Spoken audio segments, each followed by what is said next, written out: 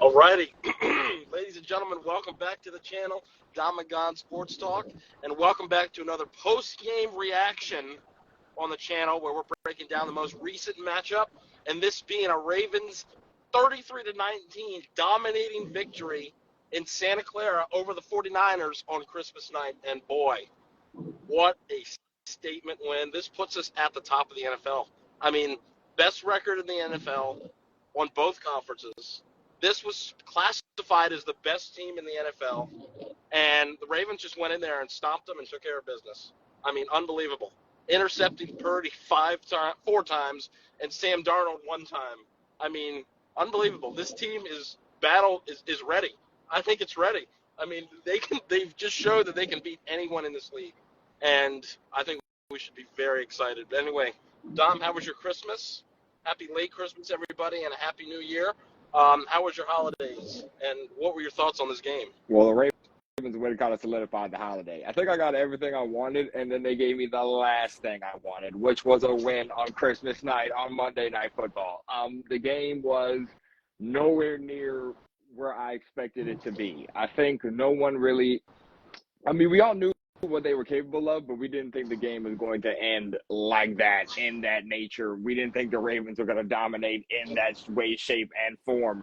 I'm very proud of how that team came in and handled business. They came in, like you said in the last episode. I mean, for us, this was like game of the year caliber, playoff potential game. But for the Ravens, it was just another game. And boy, did they handle business like it was just another game, because they knew what the stakes were and they knew what the hype was coming into this one. So I have nothing but respect for what the Ravens came and did in San Francisco's house, by the way. It was beautiful to see. Yeah, they traveled out west, ladies and gentlemen, to their stadium where they were waiting. Didn't have a time adjustment or anything, and we just whooped them on both sides of the ball, which is what you want to see. And Lamar Jackson, again, with another magical game. Again, and once again, no super flashy numbers. 2 touchdown passes and no picks. 250 yards passing about. I think he went 23 for 35. So another great day. But like I said, in this offense, they're not asking him to be Superman, and he doesn't need to throw Jackson 5s every week in and week out for us to win. So again, this is just great. And it really made me annoyed when I was listening to Joe Buck and Troy Aikman, because they were telling us that, yes, the Ravens do depend on Jackson, and he does make this car go, this car being our offense. But I disagree saying that he has to do every single thing anymore. This is not Greg Roman's offense. He doesn't have to carry the ball 15 times. He can dump it off to his wide receivers, and they can go make plays, a.k.a. Zay Flowers, who's becoming a yak monster over the course of the season. I mean, Hollywood Brown could never. And I was watching this with my family, and even they were saying, this guy's way better than Hollywood Brown. So it's noticeable for even the non-diehard fans like us. So it's just great. It's just great. And Lamar does a good job protecting himself, dodging sacks, throwing on the run. And this game, literally for him, it just showed you his growth over the past few seasons. A lot of those times he had lanes to where he could run for about 8 yards, 10 yards maybe. But he was looking downfield on every single scramble out of the pocket. And he threw for the most part. I mean, the big run he had right before halftime for 31 yards to get us down to the 10 was pretty good. But he keeps his eyes downfield, and he's looking to throw that ball. And that is the difference between 2018 Lamar Jackson, even 2019 Lamar Jackson, and 2023 Lamar Jackson. And I just love that. I love it. He outplayed Purdy on all levels. And, yeah, we're going to talk about Purdy in just a little bit. But, yeah, Dom, what are your thoughts on this Ravens offense and how they did on Monday? Yeah, the offense did what they just came in and did what they were supposed to do. I think Lamar looked really poised in the pocket, like especially against that defensive line with Chase Young and Nick Bosa, Hargrave, all those guys. The offensive line really, we got to give credit where credit is due to the offensive line as well, because they played extremely well on Monday night. You got to give props to Ronnie Stanley. We know we've the fan base has been, having their wits about Ronnie Stanley, but boy, did he perform on Monday night. I mean, he was doing his best against Chase over there on that left side. And I just think, we have to give credit where credit's due in that regard. So shout out to the offensive line for that. Yes, of course, definitely. there was pressure on Lamar, but I feel like the offensive line gave him plenty of time to make some great timely throws. Even under pressure, they were able to hold their blocks while Lamar scrambles out to, do what he does, with Lamar magic. So you got to shout out to the offensive line. Zay Flowers, again, got to give him credit as well. 9 catches for 72 yards and a tutty. I mean, he was such a great pick coming into this draft. I mean, we know we had our speculations, but boy, has he showed up on Monday night. So we got to give credit for that. I just think, like you said, Lamar has grown so much over the course of his career. Like, the throws he's making right now are just absolutely ridiculous. Like somebody throws to Likely over the middle when he jumped in the air, he leaped in the air, threw it sidearm, and had got Likely. Everybody thought it was an incomplete pass, but Likely actually did grab that. It's like the throws he's making are unreal. And we don't expect to have lanes like that against a defense this stout against a top 3 defense like that. But boy, were they there. And I feel as though that this offense hasn't really even fully figured it out yet. Of course, some things are still untimely. Some things are still off pace, I feel, but man, our red zone offense was pretty good. We were able to score a decent amount in the red zone. Gus continues to be a touchdown machine. I love that for him. 12 touchdowns on the year. Shout out to Gus the Bus. I just think this offense hasn't even fully reached its full form yet, which is even more scary. Yeah. Because if you haven't reached your full form yet and you're dropping 33 on a defense that good, a defense that's at least top 3 in the NFL, top 5. I'm not sure where you guys rank them, but against a defense like that, you're dropping 33 and your offense hasn't hit full form yet. That's scary. That's really scary to see because once this offense gets clicking, my goodness, there's no limits to what we can do and what Lamar is going to be able to do against these defenders. But the offense played great. I mean, 252 for 2 touchdowns. You can't ask for more than that. He didn't turn the ball over. He was perfect all game. He protected himself. He protected his players, his receivers, didn't put them in tricky situations. He was a game changer. Shout out to Cam Newton. He was a game changer out there, not just a game manager. So the offense, I can't complain about them at all. I feel like they did their job well. Isaiah Likely over 50 yards again, by the way. I forgot that too. He's really stepping in for Andrews. I know we were worried when Andrews went down, but it's I'm not. He eases my worry without Andrews. Not saying we don't want Andrews back, but we want all of our weapons. But man, Likely is out here dominating, and I love it. I love that for him. I hope he continues to succeed. I want to see that for him. So, but yeah, no complaints about this offense, man. I think we did well. I just think we need to fix a couple of miscues, fix our pacing. Let's try to be more stout with the play, with our handling of play calling. But other than that, I think we're fine. I think the offense played well on Monday night. Yeah, it was just exciting to watch. Yeah. A couple other things. The running game didn't bust off that much runs, but that just attests to what we were talking about last week. This team could beat you in whatever ways you want them to. They can throw the ball. They can pass. They can run the ball. Last week they ran it down Jacksonville's throat, and the passing game wasn't firing that much. But this week it was pass. They got a little bit of runs in the second half, but not much.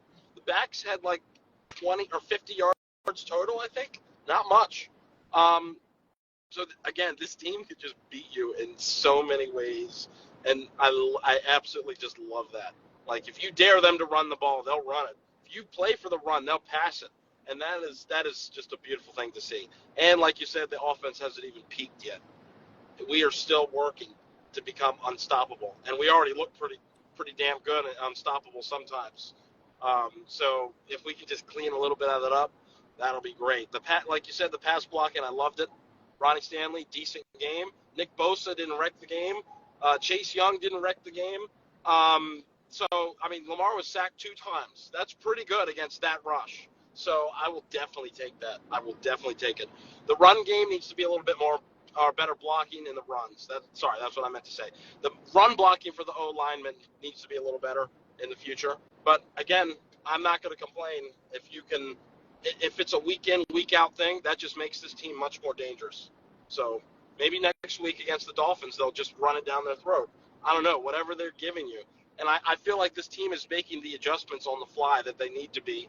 So that just makes it that much more dangerous on offense. So shout out to Todd Monken and his adjustments during the game, because that is what you want to see. That's what makes great teams even greater. So yeah, I'm really excited. So that was a lot of fun. I think there was one more thing I had, but I completely forgot about it. If it comes back to me, I'll let you know. But anyway, how about we talk about this? I don't know. This was as great as the offense was. I feel like this was the star of the show. The defense. The defense was unbelievable. I mean, they were all over the place. And if you would have came in here and told me that the Ravens were going to intercept 5 passes in this game, I would have thought you were crazy, because I thought the 49ers were just going to run CMC all the way down our throats. And they really didn't run with him that much, especially in the first half. I mean, they came out firing. George Kittle, 40-yard pass or whatever it was, down to the 10 or 20, hits him again, puts him in the red zone, and then Purdy throws his first interception on Kyle Hamilton. And that kind of set the tone for the whole game. The 49ers offense was never really in rhythm after that fantastic opening drive. So shout out to this defense for setting the tone early. They bent a lot this game, but they didn't break. That was what the difference was. They gave up a lot of yards. Kittle had over 120. I think he had like 7 catches for 126. So that is a little bit of an issue. But then again, you're not playing great tight ends every single week, so we shouldn't have to worry about that too much. We've done a pretty good job limiting the tight ends this year, so this was kind of an outlier game. But anyway, yeah, Kyle Hamilton, shout out to him. And before I pass this over to Dom a little bit, Kyle Hamilton was the player of the game, in my opinion, on defense. I mean, you can just see how much better this defense is with him on the field. When he got hurt and taken off the field, Sam Darnold took him in for a touchdown. I mean, we need him back.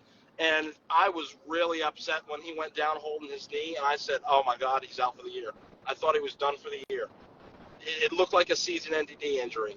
And then they even showed Trent Williams' reaction, and he looked like it was terrible also. He was squinting and turning around, who, by the way, also suffered a groin injury. So another injury-riddled game. But, yeah, it was really great to hear John Harbaugh say that no injury was serious. So thankfully, Kyle Hamilton looks like he's fine. He didn't go back to the locker room either. He went right to the bench. Maybe they just said, all right, you're done for the night. You did your thing. Let's just rest you. That was a scare. So we're all good. And then he was even in the post-game locker room speech getting the game ball. So I think he's fine. I think he dodged a bullet, and then he should be good to go. If not this week, then definitely next week. But they haven't even talked about an update yet. So maybe it's not even an injury designation. Maybe he just tweaked it, and they just took him out for precautionary measures. So we'll see. But good job. I loved it. I absolutely loved it. I don't know what to say. It was awesome. It was awesome. Dom, how did this defense do? No, they were perfect. Obviously, I think, and you bring up a good point about them passing so much in that first half. Honestly, I think they were trying to take like a page out of the Rams book, because I think they saw how successful that Puka and Cooper were against us in that game against the Rams, and they were like, oh man, if they can do that, we could probably, with our weapons, we can just douche. But I think the Ravens did a good job of holding their composure, especially against the pass, really in that first half. I feel like their pass game wasn't really clicking. I mean, they had Kittle, of course, but I feel like Deebo Samuel wasn't really a factor in this game. I think it was 3 guys who really had the edge on us in this game. It was CMC, George Kittle, and then Brandon Ayuk late, I believe in like early fourth quarter, late fourth quarter, when Sam Darnold came into the game. But the defense, though, you can't ask for more better than 5 turnovers. I mean, Kyle Hamilton, 2 picks. Marlon Humphrey had a pick. Marcus Williams had a pick. Patrick Queen had a pick. I mean, it was pick city in San Fran. It was just perfect. It's like, and it was perfect symmetry too, because the guys were just running to the ball. Like Brandon Stevens tip pass. I think that was Marlowe's interception, and then Marlowe tips it, and then that's Kyle Hamilton's interception. Like it's things like that. It's like the team is so in sync right now, working together, helping other teammates get interceptions. And then the pressure was also, even though it wasn't really that great in the first half, in my opinion, like it ramped up better in that second half. Like Clowney had a day, Matabike was getting after him, and then Travis Jones actually helped force that interception to Patrick Queen. So the pressure, I feel like in the second half was just really ramped up, and it really was making Purdy uncomfortable, even to the point where Shanahan pulled Purdy because he was sprayed of that stinger that Purdy had suffered, and I believe he suffered it in the previous game. And he pulled Purdy, kept Darnold, and Darnold did lead them down the field on a touchdown drive. But after that, Marcus Williams was like, yeah, I'm not getting another one, and then sealed the game for us. So, I mean, the defense played amazingly well. Again, against another explosive NFC offense. Like, with so many weapons, you have to count them on both hands. It's ridiculous. I mean, like, CMC did have a great, like I said, CMC, Kittle, Ayuk, all three of them had great games. But the one thing that I like about this team is that we didn't buckle under pressure. Like, even when Kittle went off for like 120-something, I believe Ayuk went off for like 100 and something as well. And I believe CMC had maybe over 100 rushing yards, I think.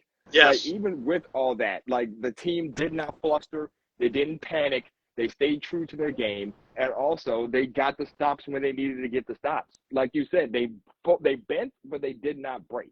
And I think that's a really important note that you brought up, because even with all of the offensive pressure that the 49ers were putting on us, whether it was in the pass game, whether it was in the run game, whether it was in the screen game, whatever, the Ravens still true to what they believed in. I mean, they gave up 2 touchdowns, but other than that, holding one of the most explosive offenses in the league to only 2 touchdowns says a lot about us, because this is a team that dropped like 42 on the Eagles. They dropped like a high 30, 40-something on the Dallas Cowboys. Like, another 2 contending NFC teams, maybe like considered to be maybe top 5, top 10 teams in the league, that the 49ers were absolutely just dominating. And then we hold them to just 2 touchdowns. I mean, a fully healthy Niners squad, like, mind you, if the Niners were missing any key players, if they were missing Debo, if they were missing CMC, if they were missing Kittle, like if they were missing anybody, I feel like the narrative would be like completely different, and I feel as though we would probably be written off for the defense. But the fact that the team came in fully healthy, offensively, have all their weapons, you got Purdy, your offensive line was, healthy to a T until most of them started going down in the fourth quarter. And we hold them to just 2 touchdowns. I mean, that speaks a lot to Mike Macdonald and his scheming coming into this game. And it also speaks to the players' execution of Mike Macdonald's schemes coming into this game. Because, boy, did they come and they showed up and they showed out against this team. So, yeah, like the defense, you got to give credit to that. And they complimented. And not only did the defense get those turnovers, the offense paid them back on those turnovers by getting scores. They scored the offense scored on 7 straight drives. They scored something like that. You can't ask for better than that. So I feel like this game on Monday was the best definition of complementary football, in my estimation. Like, defense gets turnovers, offense either puts it in the end zone or Justin Tucker's out there kicking 3. So I'm happy with that either way, or how this defense performed. I loved it. I disagree with your first half assessment of the pass rush. While they didn't get to Purdy, they were on him. They were rattling him. I agree with you on the first drive. The first drive, when they were in rhythm, yes, there was no pressure. He was dotting us up, and then he just got baited at the end. But I thought they started getting to him a little bit. Just our presence, like the footsteps. Like, he didn't get hit, but I feel like he heard us. And we were getting real close to him, real close. And then when the second half came, it was just an explosion of pressure. Then we started getting the full sacks, the full hits, and just a completely unraveling of the San Francisco offensive line with Trent Williams going down, then his backup going down, and then their backup going down. They're way thin on O-linemen. So that's a little bit of a concern if some of these injuries are long-term, like the groin injury for Trent Williams. So we'll see how that is. But, Yeah, I think they did a little bit better of a job in the first half than you said. I don't know. I kind of forgot what you said. Did you say they did a little bit, or was it No, non-existent? I didn't say it was non-existent. I just said like they ramped it up more in the second half Okay. compared to the Yeah, yeah, first yeah. half. Yeah, I like think I the feel as though like the footsteps were the pressure was thing in the there, first but half. Like yeah. Purdy was hearing footsteps. I definitely thought, especially on that interception with Kyle Hamilton on the tip pass. Oh my gosh.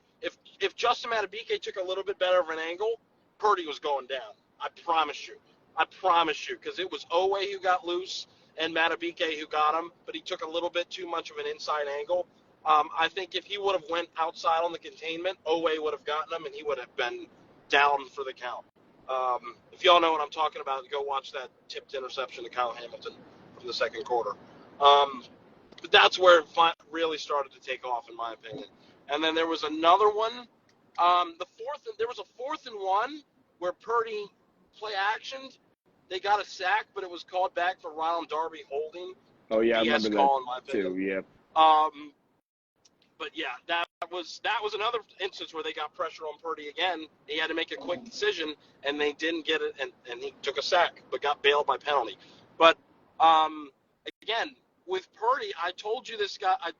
I don't know if I said this in our pregame live stream, but I definitely said it to some people I was talking about the game with before kickoff.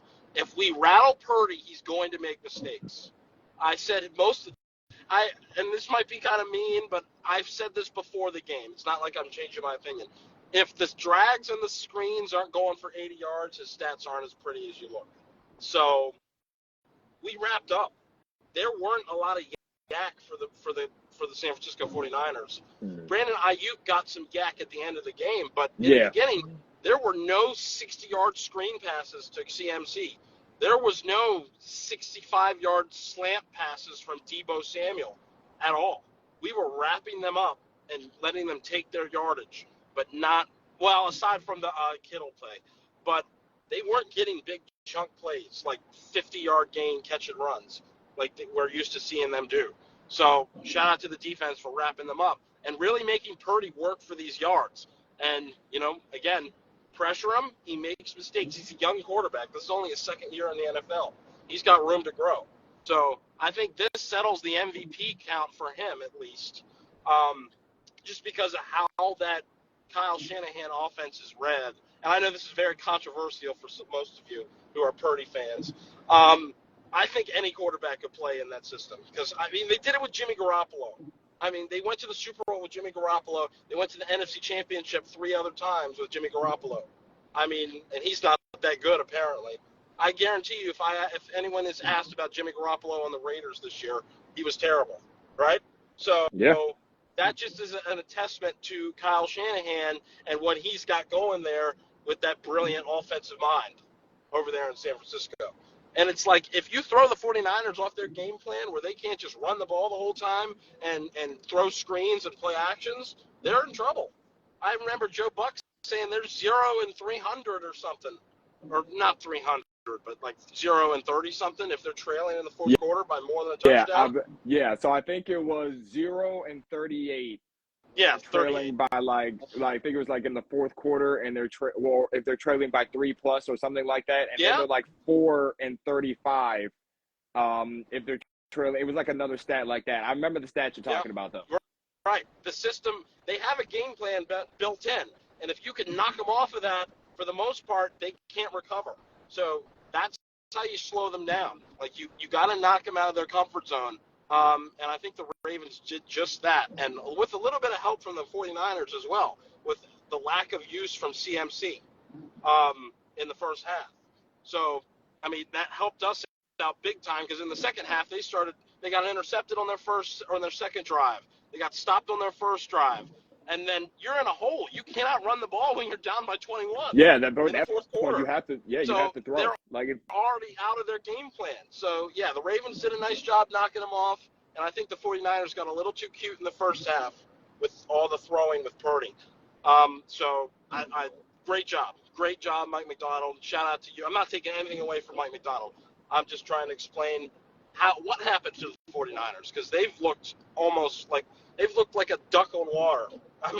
How smooth they are on offense. Well, literally. what I will, It's just great to see them get beaten like that yeah, what in I their will own say house. is to the rest of the NFC, you're welcome.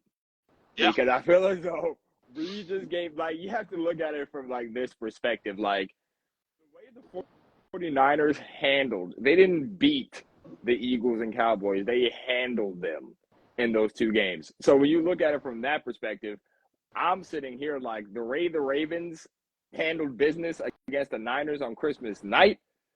Those other two teams, the other top two contenders in the NFC, they better be watching film.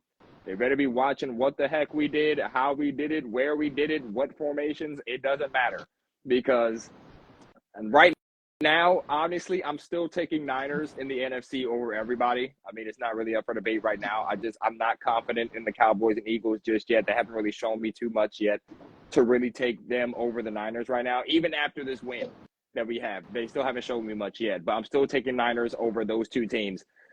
Looking at it from that perspective, like, we literally had the key to success on beating them. First of all, mind you, the Niners played they played the whole AFC North. They lost to the Cowboys. I mean, they lost to the Bengals. They lost to the Browns. And I believe they beat the Steelers, of course, because the Steelers. Yes. And we beat them. So they were not as successful against the AFC North in total. I just think it also speaks to the physicality of the AFC North. Mm-hmm. Like, it was some hard-hitting football on Monday night. Like, which caused most of the injuries on Monday. But, like, it was some really physical football. Like, there were some hard hits. I know you remember the Marlon Humphrey play where Humphrey, like, he read the play on Debo perfectly. Oh, if you just and then, wrap him up, you got to wrap him up, Marlo. Literally, you got to wrap him up. But, like, Marlo comes in flying for the smack. And then, you know, Debo, first of all, shout out to Debo for actually, like, taking that hit and continuing to get 6 yards. You got to, like, that was insane. Because if I take that hit, I'm on my butt. But like, the physicality of that football game was insane. I mean, so I feel like that speaks a lot to how tough the AFC North is. I feel like the AFC North is probably the best division in football. It's the toughest division in football. Like, you have to, like, because you look at the whole NFL, there is no division, I mean, other than probably the NFC South, but I feel like all of them are at least either at 500 or below 500. Like, no other team is as close, as tight-knit as this division is right now. It's absolutely ridiculous. Like, we still haven't even secured the division yet because the Browns are still right on our tail. The Bengals are still in playoff contention. The Steelers are still in playoff contention. It can go either way. Barely. These last two games. Barely. But they're not still going to there. So we have make it, though. You mark my words. Hey, I wouldn't be mad at it. I'm not gonna be upset at it if they don't. Yeah, I'm hoping you're right. I'm hoping you're 100% right. But at the end of the day, like, that just speaks to how physical the AFC North is. And honestly, after this win, I know the Ravens probably aren't looking at it like that because they're taking it one game at a time. But I don't really see this. Really just proves that we can beat anybody. There's nobody I don't think we can't beat. Like, this just solidifies the fact that this team is locked in. They know what's at stake at the end of the year, and they don't want to just be playing in December and January. They want to be there in February. And, you know, with that mentality, I don't see why they won't be. But literally the only thing that's going to stop them from getting to February is themselves. And I think they know that now more than ever, that if they can just limit the mistakes, like if you have not as many mistakes like you did on Monday, and you play with that precision, and you play with that state of mind, I don't see why you can't make it to February, and with the state of the NFL right now, because there's no concrete team, and we're looking like the best team in football. And by the way, everybody who's trying to switch sides and be like, oh yeah, Ravens, no, stay on that side. Nobody didn't even pick us to win this game. Okay, like, nobody picked us to win this game. Don't switch sides. Mike Florio, don't switch sides. Okay, stay on that side, because we specifically said, I have faith in us to win this game. Everybody counted us out. Everyone who thought we were going to lose this game, stay on that side. We don't want any more bandwagons after this game. Stay on the side. Don't switch up, because we good on this side. The Ravens are feeling good. They're feeling great right now after that win. And I think we are on the road to the playoffs, and we're going to take that one game at a time as well. Yep, like I said, keep your head up. Win or loss, you got to keep pushing and keep your eyes forward on the next game, because we've got one more game before we lock up the 1 seed. We can take down Miami on Sunday. We become the number 1 seed, AFC North champions, and we are sitting pretty for the next 3 weeks. And I really want that 1 seed. I really do. I think it's going to be a huge difference playing in Baltimore. And I know you guys, we're going to talk about this later. This is not 2019, ladies and gentlemen. This team is a lot different and better on both. People from 2019 that remember how it felt to come back and choke after taking a break. It ain't happening again. It ain't happening again. If it does, there's going to be a riot. So please, Ravens, you know how it is. You ain't going to let it happen again. I'm confident that Harbaugh will rally his group. Lamar will rally the team and get this job done, because they are clearly the best team in the AFC. Clearly, right now with this win. They can beat anybody, anyone. So we'll see how it goes. I think it's a good way to transition to our final thing of the of our show today, talking about what happened around the AFC on Sunday. Craziness. The Steelers pulled a win out of their ass and got a 34-11 victory over Jake Browning with Mason Rudolph at quarterback, and they're 8-7. And the hopium is riding high in Pittsburgh again, as they are all thinking playoffs after one win, Dom. I mean, first of all, the Bengals' defense has been really bad recently. And I know Trey Hendrickson has done his thing, but they barely beat Nick Mullins. They got cooked by Pittsburgh's offense the first time they played. I mean, is that really an accurate measuring stick? I really don't think so. So all this hopium I'm hearing from Steelers fans, just cut it out. You got to beat the Seahawks, and I don't think you're doing that because it's in Seattle, right? I just can't stand the Steelers. I cannot stand them. They are so disgusting. I mean, they're over here dead in the last month of football, and then they get one win and they're thinking playoffs. I mean, that's unreal. Maybe I'm just a hater, but I don't think they're good. I don't think they should. They have a 13% chance, ladies and gentlemen, of making the playoffs. 13%. They are in a head-to-head tiebreaker on the losing side with the Colts, the Jags, and the Texans. And mind you, one of them has to win the division as well. So, and this is assuming the Steelers win out. You got to play the Seahawks and the Ravens. So, I don't know, but I ain't going to spend too much time on that. They don't really mean anything to me. I'm not scared of them. Huge matchup on Sunday at 4:25, with them eking out a 20-22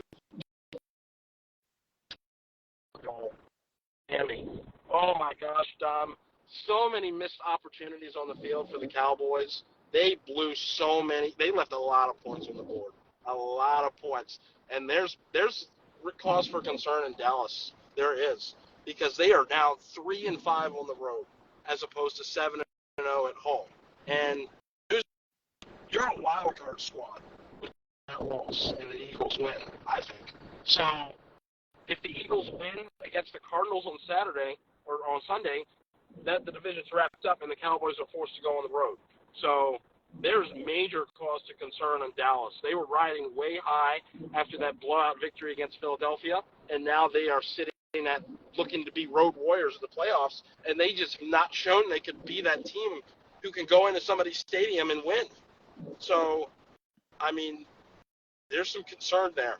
And then real quickly, there was more. The Chiefs upset by the Raiders at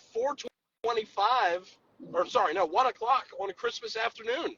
I mean, Aiden O'Connell didn't complete a pass in the last 3 quarters of the game, and Kansas City self-destructs on offense and takes a 20-14 loss that eliminates them completely from the race for the top seed.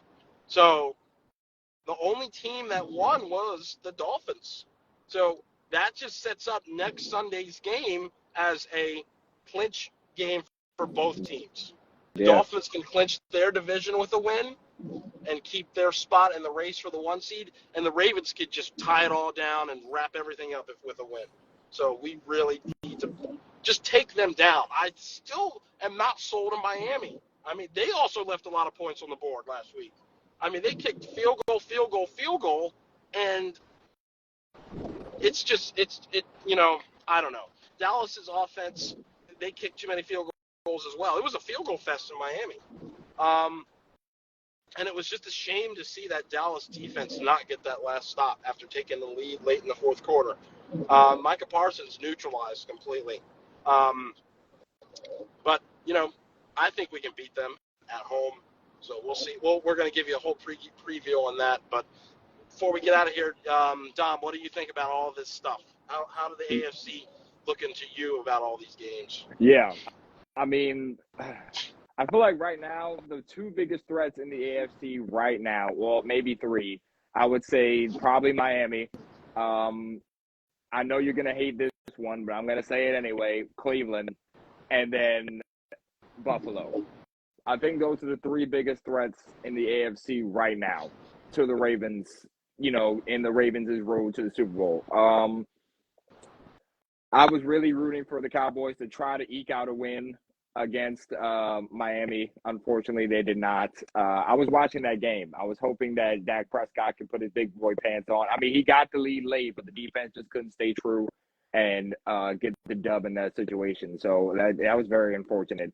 But, I mean, that just proves this week's game is even more important for us to go out there and get the dub. The Browns have been looking – I know you say it's the Browns, and they're not – they're just but they are a threat. I mean, we have to – oh, wait. Oh, no, I can't hear you. Oh, I'm muted. Sorry, I muted myself. Yeah. I was just real quick. I completely forgot to mention them. That wasn't any disrespect. They scared me a little bit with Flacco, but go ahead. Yeah, like the Browns. I know we were talking about the Browns previously, like, oh, Flacco, but I mean, they're a threat.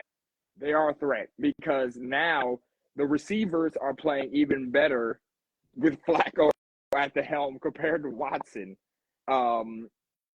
Their run game is still I mean, I feel like they get most of their success through the air. But Flacco, I mean, he's really galvanized that team. I mean, they have 10 wins. Like, we can't ignore them. That's why we don't even have the division on lock yet, because of them. And we split the season series with them, so it's either way. So I know they have Jets tomorrow night.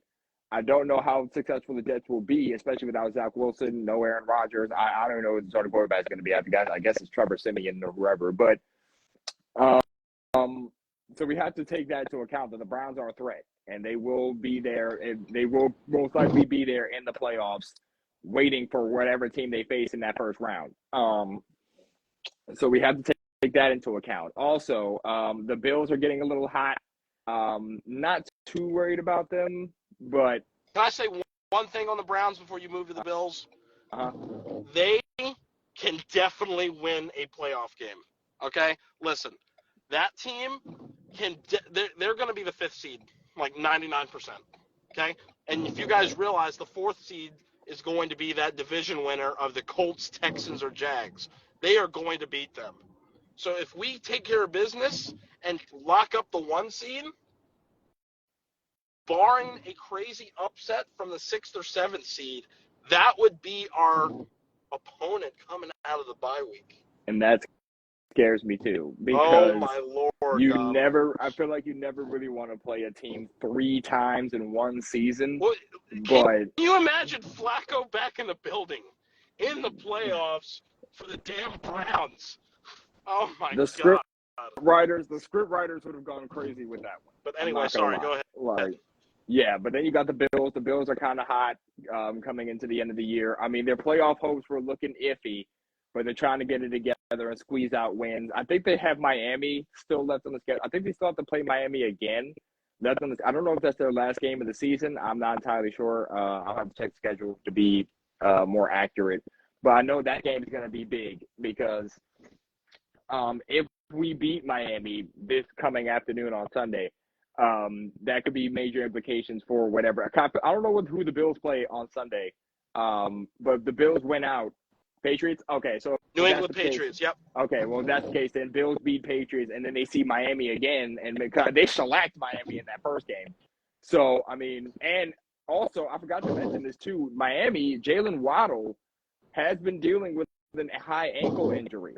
So They could be without Waddle in this game on Sunday. I'm not entirely sure. There was no presser or anything, because I think they took the day off yesterday after the win on Monday. I'm sure they'll be back. I'm sure they're back today on Wednesday. But there was no Waddle has been dealing with an ankle injury. So I don't know if he's going to be playing. But if he's not playing, that'll be huge, because that doesn't really limit, because Miami still has speedy weapons at running back, and they still have Hill. So that's still 3 people to worry about.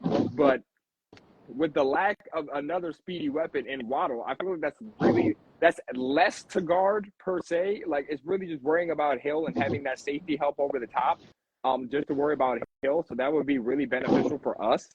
But man, the AFC, like, it's still anybody's conference.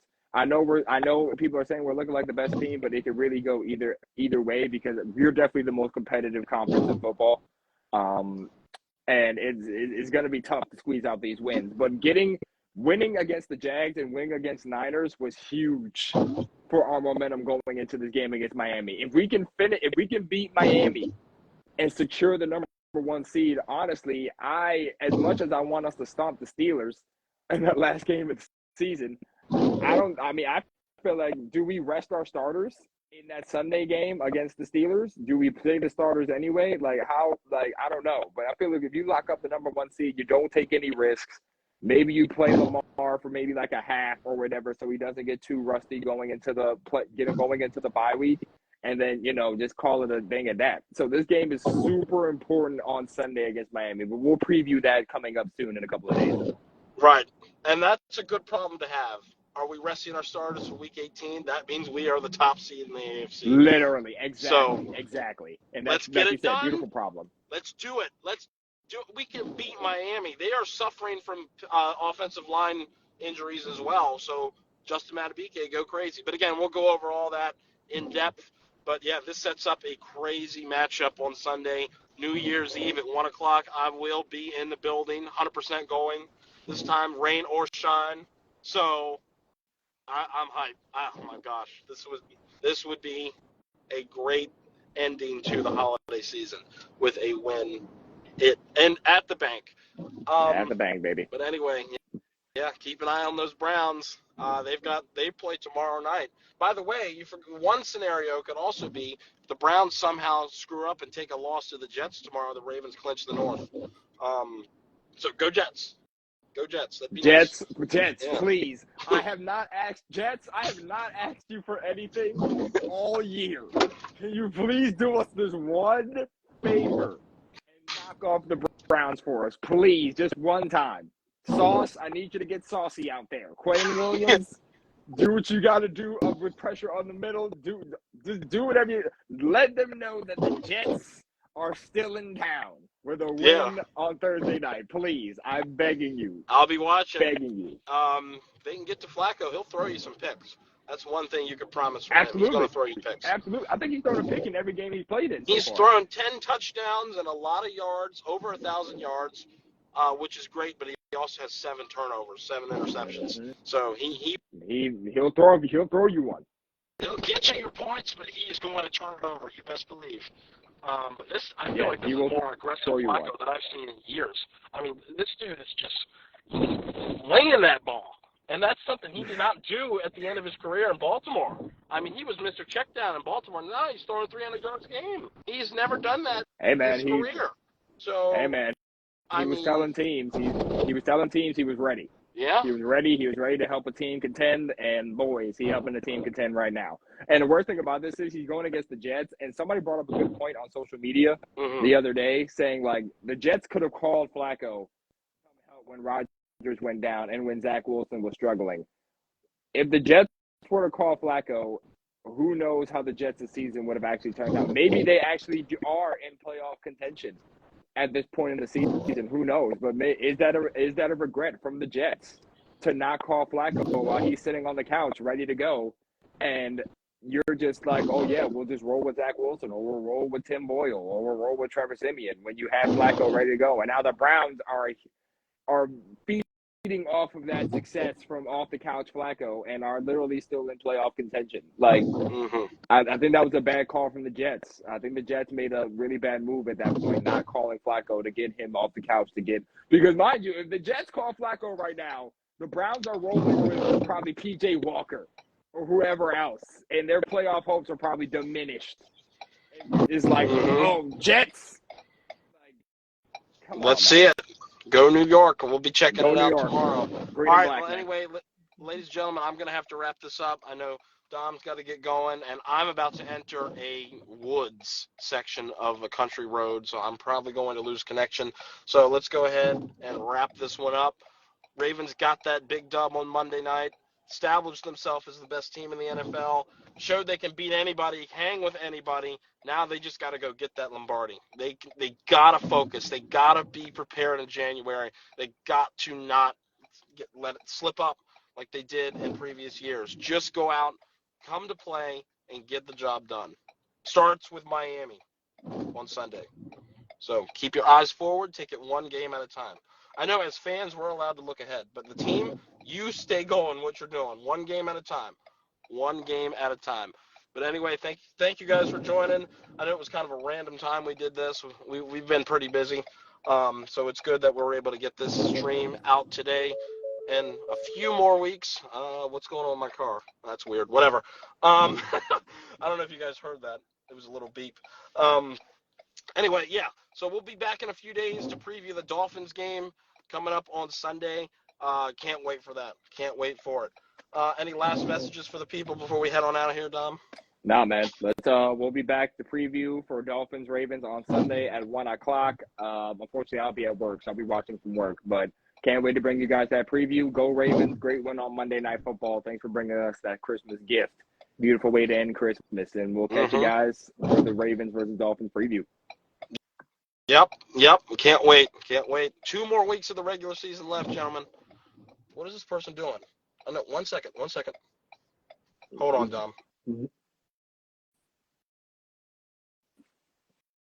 Anyway, guys, while Gonzi's wrapping up that business, just wanted to say, sorry, I'm here. I had some dude come up to me and say, "Do you need any help?" I pulled over on the side of the road so I could wrap this up. I thought I was in trouble. But anyway, sorry about that. Anyway, those of you on YouTube, please leave a like and a comment and subscribe if you enjoyed. Did your team win today? Did they give you a Christmas present over the weekend? I don't know. Did you enjoy your holidays? Any questions for us? Just comment anything. We really want you guys to be more engaged. Tell us what we can do to be better as well. I know we got to be better scheduling, and we get that. We really got to work on that, Dom, as the New Year's approaches. New year, new me, right? Agreed. Yeah. So we'll be better at that. But please leave any suggestions or whatever you guys want to comment. We really would like some sort of feedback. So feel free to do that. All right, guys. Once again, this is Dom and Gonz signing out. Let's go Ravens. Happy holidays and have a happy new year.